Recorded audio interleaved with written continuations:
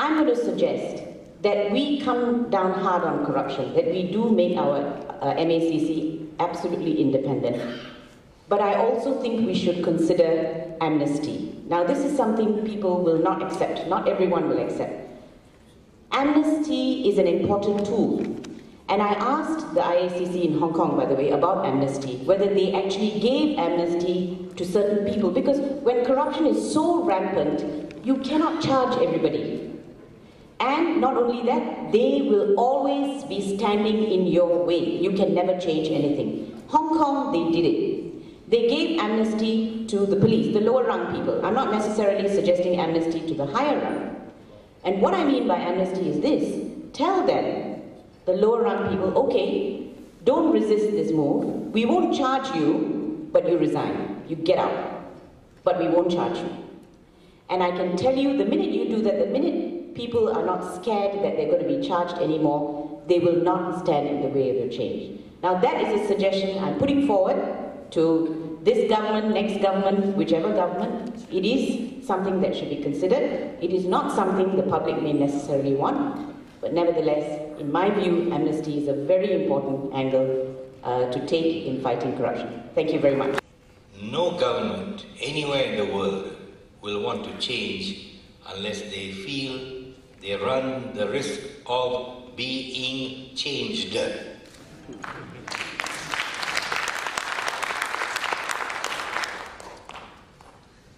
The bottom line for the political system, any politician, any government, is the vote.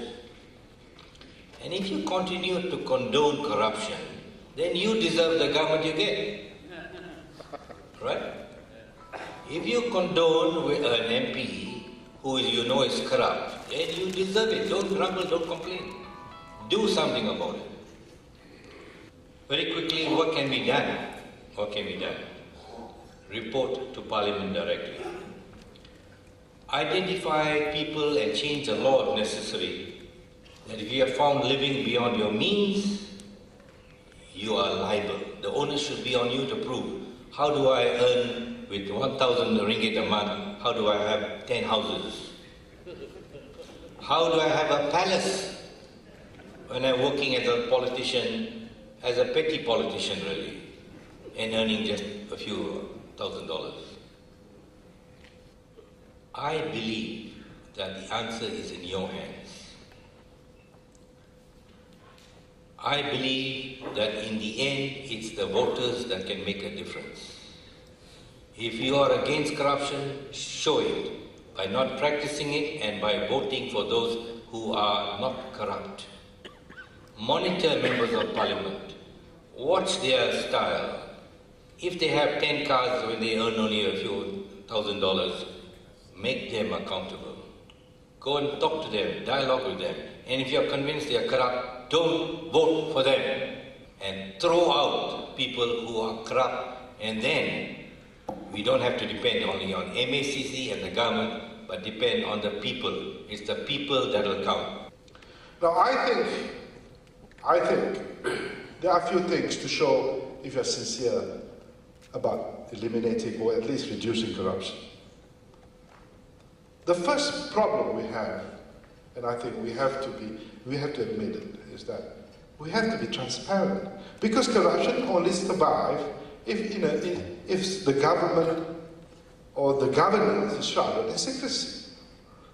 When things are open, it's a bit difficult, isn't it, to be corrupt?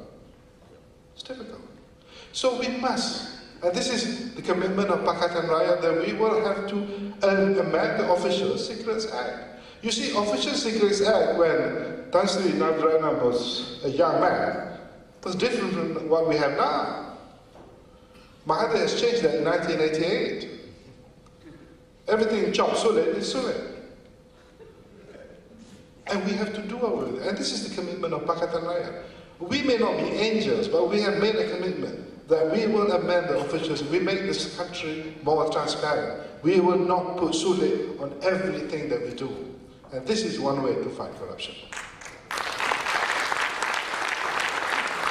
And we have made a commitment also that the information flow will be a lot open.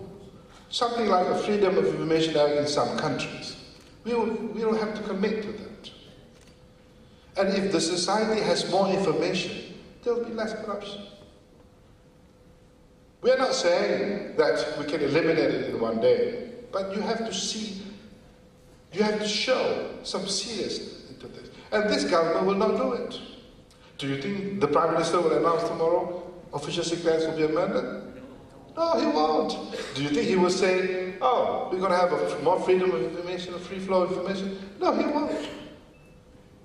Do you think he will make the prosecutor's office, the public prosecutor's office, independent of the Prime Minister? You think he will do that? And one of the things that I had a problem with when I was in cabinet is the issue of the independence of the prosecutor's office from political control. And these are the things, these are the signs, if you want to see whether these people are serious or not. If they don't promise you these 2 or 3 things that I've just mentioned, they're not serious. Political corruption is the mother of all corruption. This is where it starts. That is why we must have transparency in the political funding process. How do political parties survive? Where are they getting their money from? We worry. Maybe from the CIA, maybe from the triads, from the mafia. And they will be totally beholden to these people. We worry about that. And if you worry about money politics, you have to solve this problem first. We must have transparency in the political funding process. And in fact, in some countries around the world, it is political funding is done by the public. Public funding from the government, depending on how strong you are in Germany, for instance. So if we can resolve this problem, then maybe it will be a better way to start. And in fact, Transparency International Malaysia, I was working together with Tan Sri Ramon on this, on the Credits project, which is we can provide some of the answers to this problem. Well, what should be done now? What do we do? First of all, as a professionally trained lawyer, I think law must be found. And of course now we have the legislation on protecting whistleblowers that need to be expedited. The setting up of corruption court. In Indonesia, they have this thing, that corruption court. Well, we can look into that. As in, this corruption court can play important role or important mechanism to prosecute and try corruption cases, giving impetus to eradicate all levels of corruption.